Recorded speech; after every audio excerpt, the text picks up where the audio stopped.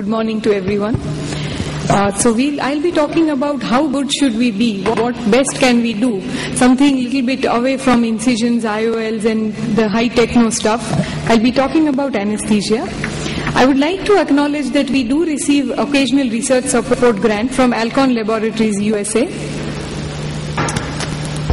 Sorry once again. And while we are waiting, I would like to acknowledge the support of all our anesthesiologist colleagues at Raghudeep Eye Clinic, Dr. Diwan, Dr. Gami and Dr. Shubhangi Shah, because if it were not for these excellent anesthesiologists, probably we would not be able to talk about getting better and better, refining our outcomes, multifocal, storics, LRIs and whatnot. So let's go a little bit into the basics. Often the difference between a happy surgeon at the end of a surgery or a stressed out surgeon is not the machine, the microscope, the lens that you put or the great techniques that you use, but the team of anesthesiologists who are going to support you during the surgery. When we talk of anesthesia and cataract surgery, topical anesthesia, subtenons and occasionally injection anesthesias are what is being considered best practice in cataract surgery. I would like to limit my talk to topical anesthesia during cataract surgery, particularly phacoemulsification today.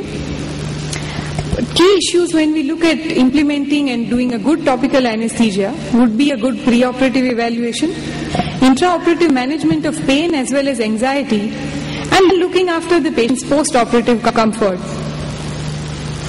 When we talk of pre-op, I think this is the most crucial and the key step we should all look at. At our clinic, we have a system where the patient is scheduled for a pre-operative evaluation on a separate visit, not on the day that he just walks in the OPD and fixes up an appointment for surgery.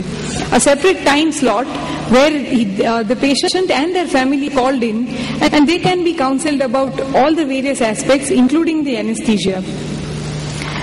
The idea is to not only explain to them what we are planning in terms of anesthesia, but to counsel the relatives who are often more anxious than the patient and to create a good rapport for the pre- and post-operative period.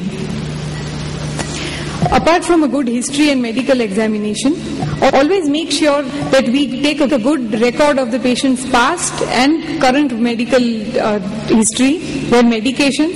If required, do not hesitate to refer them to a specialist, a cardiologist, a physician, whoever they need.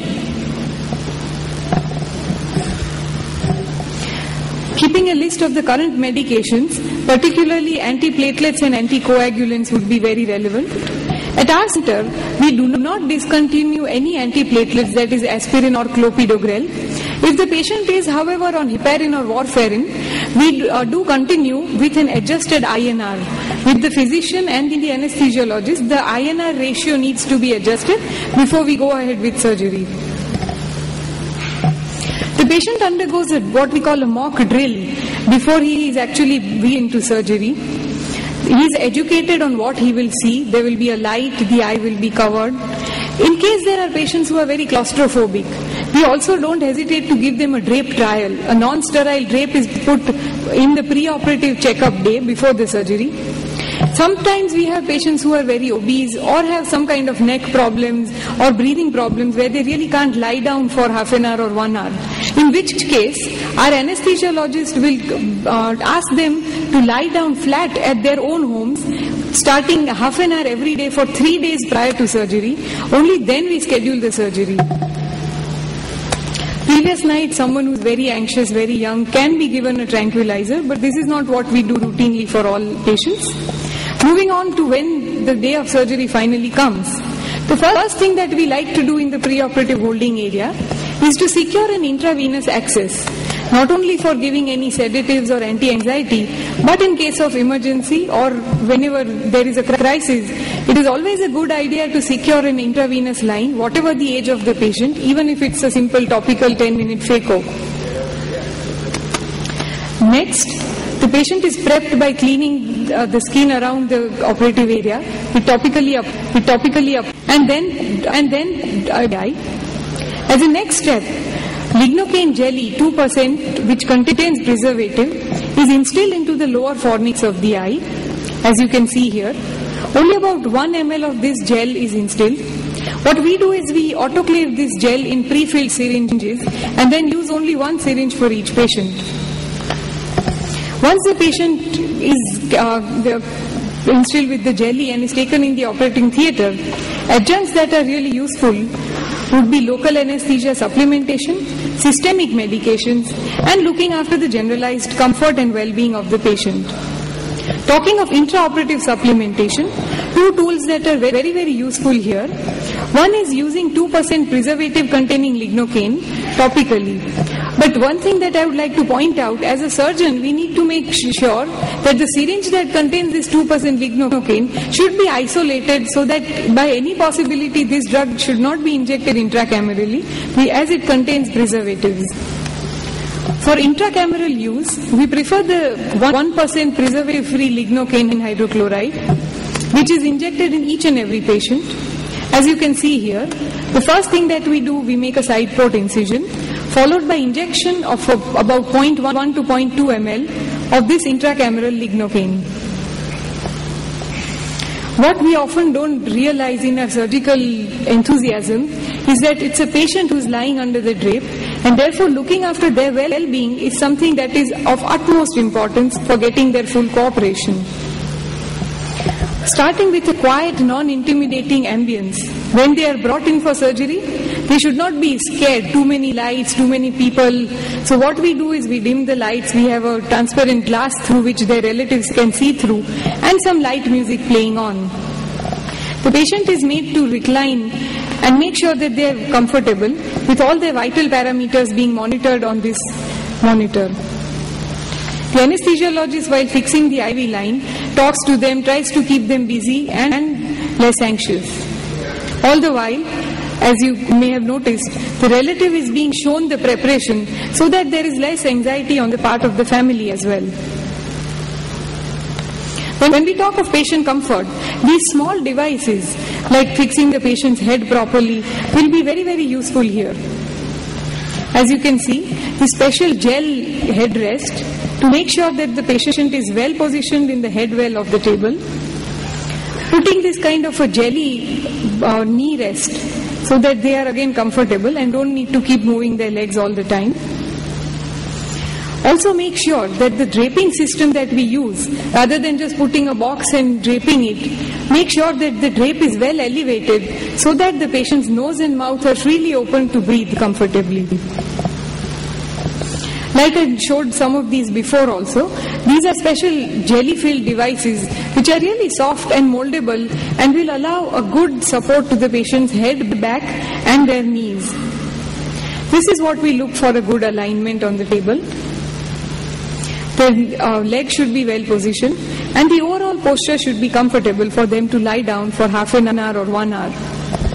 Adjuncts that are used intravenously include the ones for sedation, including midazolam, which is mainly for some amnesia and relieving anxiety, and fentanyl if the patient feels pain. Now these are given either as a bolus or as an infusion depending on the anesthetist's discretion, but they should not be given to every patient as a blanket therapy.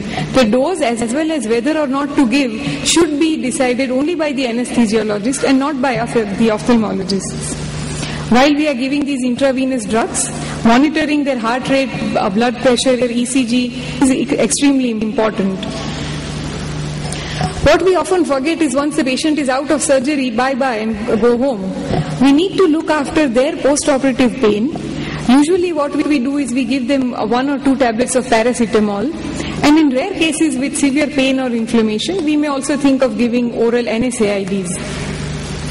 On the day 1 follow-up, the role of the surgeon as well as the anesthesiologist is equally important. Our anesthesiologist at our center makes sure that they go and meet every patient when they come for their post-operative checkup. Just say hi to them, instruct them for other non-ophthalmic medications. Most often you will see that they forgot to take their diabetic medication or their hypertensive medication because they are so worried about their eye, putting drops every 1 hour. So then sugar goes to 300 or 350 and you are in a soup. So make sure we don't miss out on handling their body as a whole while we also handle their eye. I think this is the time when I'm sure most of us are doing topical anesthesia, but for those who wishing to transit, this is the time to do that. A word of caution here though. Avoid patients who are really young, who are breadwinners, or someone you think is a type A personality. Comorbidity should be looked for and avoided, particularly tremors, head posture movements, kyphosis. Patients should be able to lie flat for some time. But most importantly, those who just don't listen to you even on the slit lamp, don't allow even an intraocular pressure, squeezing all the time, you want to be careful in your initial cases. Something like this, obviously you don't want when the patient is looking in all directions but the one that you want them to. Similarly, look at their face and orbit geometry, very deep-seated eyes, not an ideal case for the initial surgeries, obviously. And of course, complicated cataracts, challenging environments, I would not touch them in my initial few cases.